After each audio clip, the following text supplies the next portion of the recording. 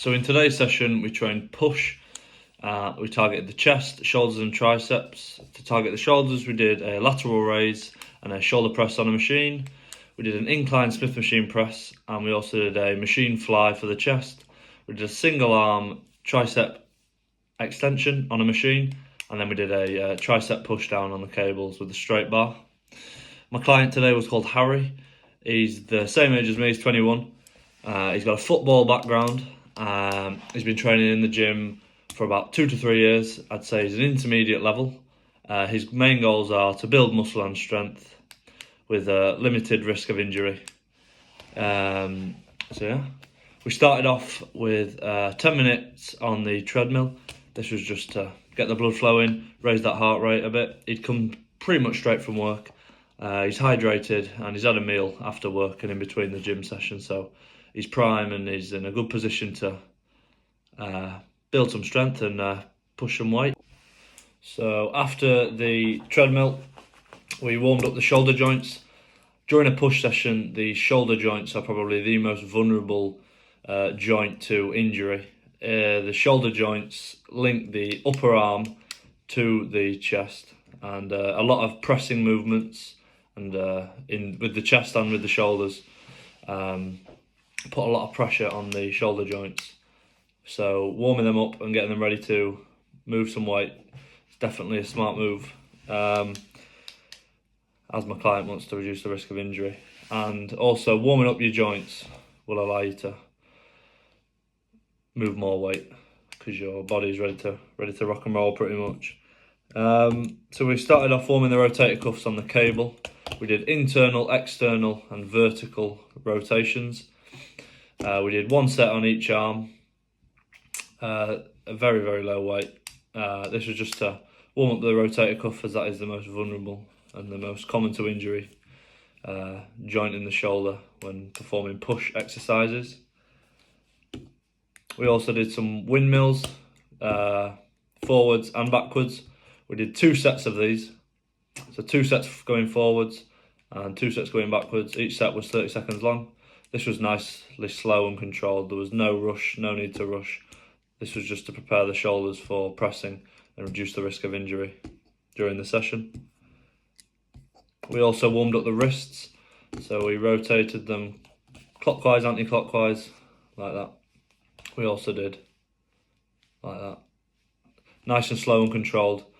There was no rush again. This was literally just to warm up the wrists for pressing, for the press, for the incline press, because strong wrist, when you stack your wrists, it allows you to exert more force, and the wrists are ready to rock and roll. You're going to push more weight. The first exercise, I included this in the warm-up, but on paper it is the first exercise, is a dumbbell lateral raise. So we did 4 sets in total. Well, no we didn't. We did 2 sets in total. No we didn't. We did 3 sets in total. We did 1 warm-up with an RPE of 7 in a 10 to 12 rep range. My client used the 7.5 kilo dumbbells for this. The top set was the second set, which was the 10 kilo dumbbells, RPE 10.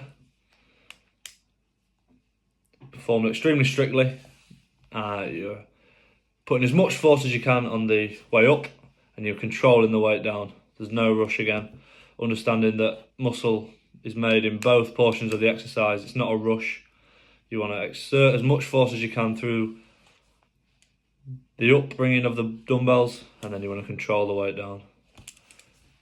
And then the final set, you drop back down to 7.5 kilos, this time with an RPE of 10 again, aiming for 10 to 12 reps. Again, to really attack those side delt fibres of the shoulder. I place this before the heavy press, as I feel it primes me, it prepares me, lets my body know we're about to have an aggressive session. We're going to aim to build muscle here. We want to really fatigue the muscle and go to failure, at least on this incline press, which is coming next, which is why I class the dumbbell lateral raise in the warm-up.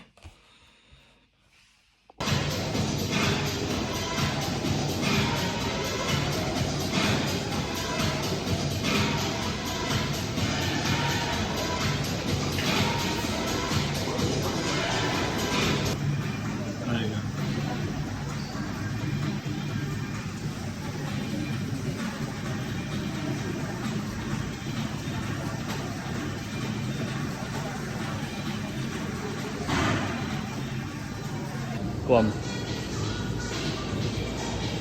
There you go.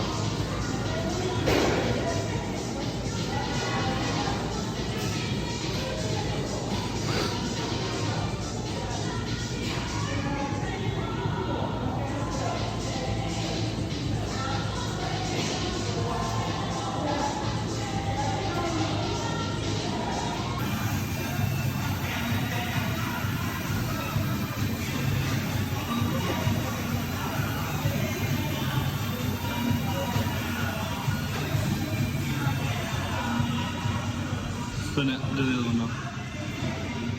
Like control it, you know what I mean? There you go.